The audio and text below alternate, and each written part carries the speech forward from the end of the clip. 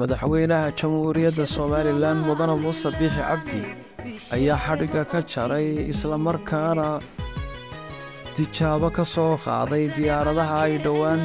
ka soo degtay jamhuuriyadda Soomaaliland oo loogu talagalay maxadka tababarka diyaaradaha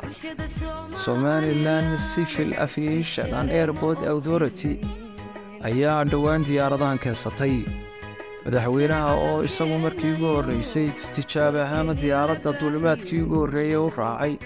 isla markaana caasimadda jamhuuriyadda Soomaaliland dusheeda ku soo wareegay arrintan ayaa waxay noqon doontaa ibafur cusub oo jiilka cusub loogu tababari doono looguna diyaarin doono nidaamka aviation-ka ama duulimaadyada sare